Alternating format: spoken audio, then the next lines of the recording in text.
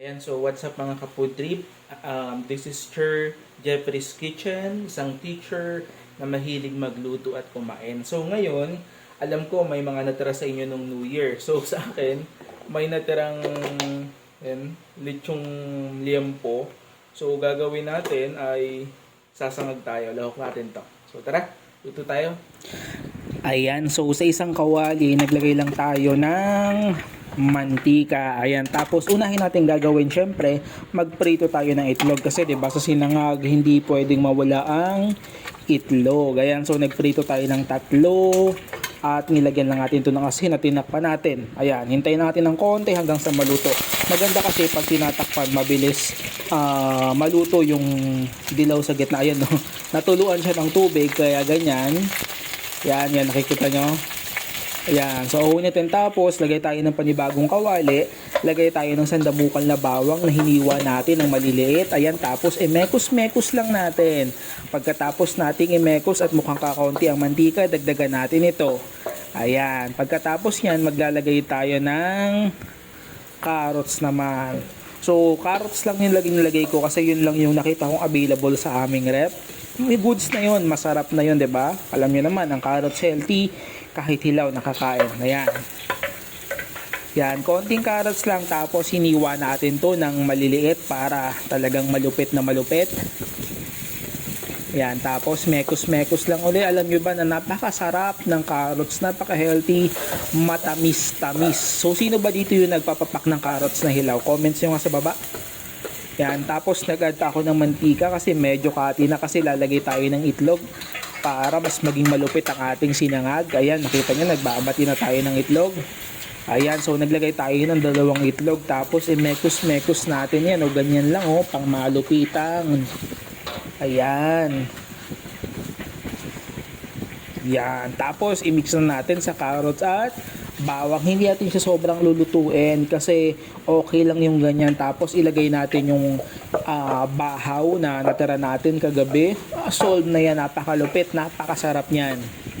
Yan, tapos mekos-mekos lang natin. O, ayan, o, wala pa siyang lechong liempo. Mukha ng masarap, diba?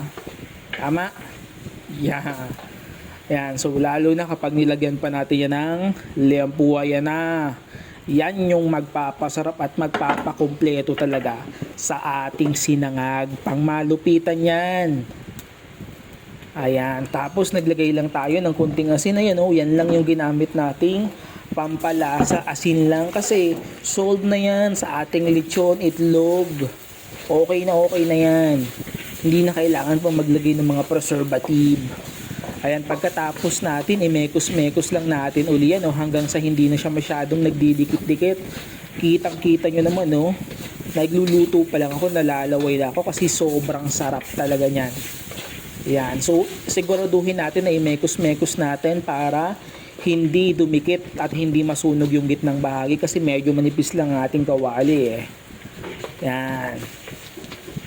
Yan, so ikalat natin para lahat ng sides maluto. Ayan, so kapag nakita nyo umuusok na, medyo naluluto na yan, konti na lang, okay na yan. Yan, di ba?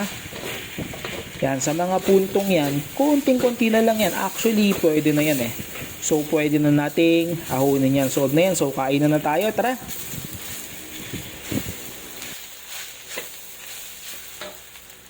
Ayan, so mga ka-food trip, tikman na natin yung sinangag nating lechong belly.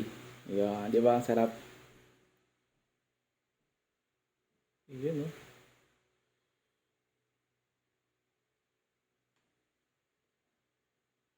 First bite.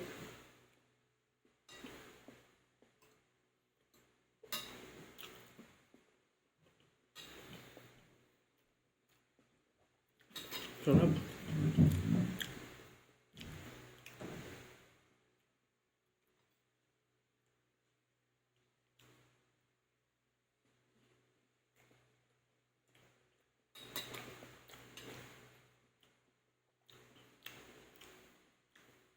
Ayan. So, grabe, napakasarap. So, subukan nyo na to. Lalo na kung meron kayong mga tira-tirang handa noong New Year. Pwede yung ilahok kahit ano naman. Pwede yung pagsama-samang sinangag, eh. So, pwedeng pwede yun. Subukan nyo to kung ano yung available sa inyo, natira. Wag lang salad ah. Ito, yung mga lechong manok, lechong baboy, mga ham, di ba yung mga ganon. So, napakasarap nun. Mas mapapasarap pa ang breakfast mo at bagong luto pa. So, kung nagustuhan mo yung video na to, huwag kalimutang mag-like, mag-share, and mag-subscribe and follow sa aking Facebook and YouTube channel. So, thank you and God bless you all. Bye-bye!